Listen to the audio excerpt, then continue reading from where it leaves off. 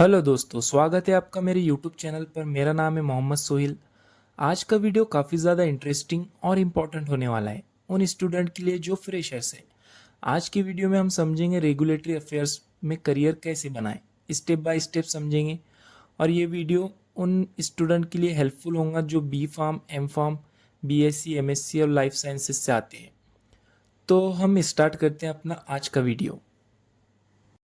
सबसे पहले हमको बात समझनी होगी, why regulatory affairs. Regulatory affair एक ऐसा फील्ड है जहां साइंस, डॉक्यूमेंटेशन और कंप्लायंस का परफेक्ट कॉम्बिनेशन होता है। आज के टाइम में जब फार्मास्यूटिकल अप्रूवल्स और ग्लोबल स्टैंडर्ड की डिमांड बढ़ गई है, रेगुलेटरी अफेयर्स प्रोफेशनल की रिक्वायरमेंट हर कंपनी में है। लाइक इंडिया, यूएस, यूरोप, सब जगह रेगुलेटरी कंप्लायंस ज़रूरी है। इस वीडियो में हम देखेंगे कि अगर आप फ्रेशर है तो आप कैसे इस फील्ड में स्टेप बाय स्टेप एंट्री ले सकते हैं। अगर मैं आपसे पूछूं, फॉर्म 44 सुना है? सीटीडी, आईसीएच गाइडलाइंस, एनडीए, एएनडीए पता है? अगर नहीं तो ये रोड मैप आपके लिए परफेक्ट है। काफ़ी सारे स्टूडेंट को फॉर्म 44 पता होगा, सीटीडी पता होगा, आईसीएच गाइडलाइंस क्या होती है, एनडीए वर्सेस एएनडीए काफ़ी सारे स्टूडेंट को पता होगा, लेकिन आपको मैं इस वीडियो में डिटेल में समझाऊंगा। Form 44, CTD that is common technical document, ICH guidelines, ये सिर्फ टर्म्स नहीं, आरए की दुनिया के फंडामेंटल पिलर्स है। अगर आपको ये बेसिक टर्म्स समझ नहीं आए तो आगे बढ़ना मुश्किल हो सकता है। पर टेंशन मत लीजिए, हम बेसिक से एडवांस तक सब कुछ स्टेप बाय स्टेप इस रोड मैप में समझेंगे। Now step 1, learn regulatory affair basics. सबसे पहले आपको बेसिक अथॉरिटीज और डॉक्यूमेंट्स को समझना होगा। इंडिया में CDSU that is central drug standard control organisation और DCGI drug controller general of India, ये ड्रग अप्रूवल्स देखते हैं। ये दोनों क्या करते हैं? ड्रग अप्रूवल्स देखते हैं। यूएस में होता है यूएस एफडीए और यूरोप में ईएमए। रेगुलेटरी सबमिशन में CTD that is common technical document use होता है, जिसमें 5 मॉड्यूल्स होते हैं। ये structure ICH that is international council for harmonisation के गाइडलाइंस की बेसिक्स पर होता है। बेसिक समझना फाउंडेशन है। तो आपको पता चल गया होगा कि सीडीएसयू क्या है, डीसीजीआई क्या है, यूएस में कौन से रेगुलेटरी अथॉरिटीज़ है, यूरोप में कौन सी है, सीटीडी क्या होता है, उसके कौन से मॉड्यूल्स है, और ये आईसीएच के अंडर में आते हैं। ये सब आपको पता चल गया। उसके बाद हम बढ़ते हैं understand submission and document types पर, स्टेप 2 पर। आपको समझना होगा कि कंपनीज जब नई ड्रग लॉन्च करती है तो वो NDA that is new drug application file करती है। जेनरिक ड्रग के लिए क्या होता है? ANDA, abbreviated new drug application. India में फॉर्म 44 लगता है हर सबमिशन का। उसका फॉर्मेट सीटीडी या ईसीटीडी में होता है। डोजियर होते हैं, DMF that is drug master file, एसएमपीसी।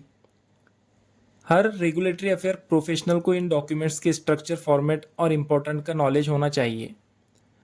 आपको ये नॉलेज होना चाहिए आईएनडी क्या है, एनडीए क्या है, एएनडीए क्या है, सीटीडी क्यू कौन से फॉर्मेट में, हम सीटीडी कौन से मॉड्यूल में क्या है, ड्रग डोजियर क्या है, मास्टर फाइल क्या है, इसका नॉलेज आपको इसके लिए होना चाहिए। नाउ स्टेप 3, एनरोल इन रेगुलेटरी अफेयर सर्टिफिकेशन कोर्स। ये बहुत ज़्यादा इंपॉर्टेंट है। अब जब आपको बेसिक का आइडिया हो गया, नेक्स्ट स्टेप है हमारी प्रॉपर ट्रेनिंग। आप किसी रेप्यूटेड प्लेटफॉर्म से रेगुलेटरी अफेयर्स का शॉर्ट टर्म कोर्स कर सकते हैं, लाइक 7 डेज, 15 डेज या 1 मंथ का ड्यूरेशन वाला।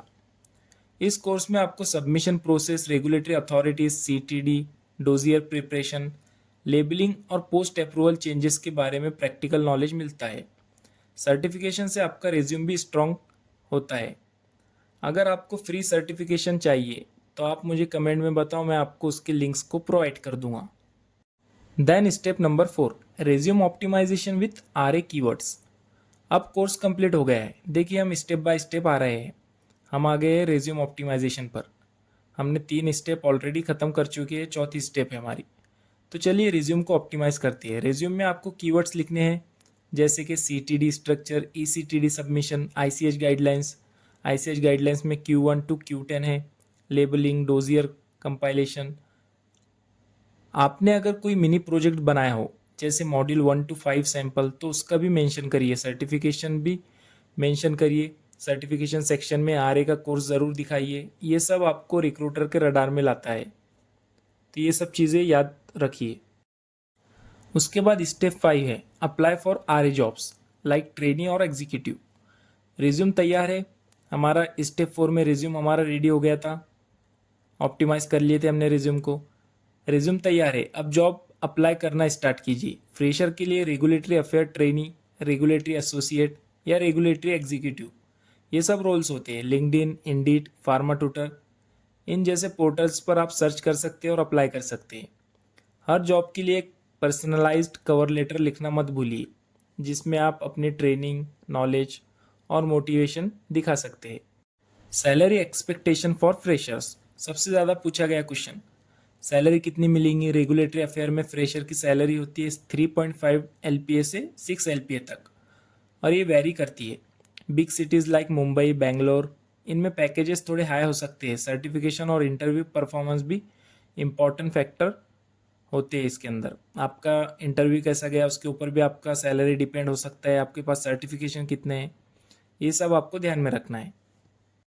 एक्सपर्ट का कहना है कि अगर आप एक्चुअल रेगुलेशंस फॉलो करते हो, जैसे CDSU की वेबसाइट रेगुलरली चेक करते हो, रियल CTD सबमिशन देखते हो और लिंक्डइन RA ग्रुप्स में एक्टिव होते हो, तो आपका प्रैक्टिकल अंडरस्टैंडिंग बहुत स्ट्रांग बन जाता है। थ्योरी से ज़्यादा प्रैक्टिकल डॉक्यूमेंट्स पढ़ो अगर RA में जाना है तो। अगर आपको ये रोड मैप पसंद आया हो और आप अपने करियर को लेकर सीरियस हो तो कमेंट में RA 2025 लिखिए। मैं आपको एक complete free road map send करूंगा जिसमें सारी डिटेल्स होंगी, यूजफुल लिंक्स होंगी और लर्निंग रिसोर्सेज भी इंक्लूड होंगी। Let's build your RA career together.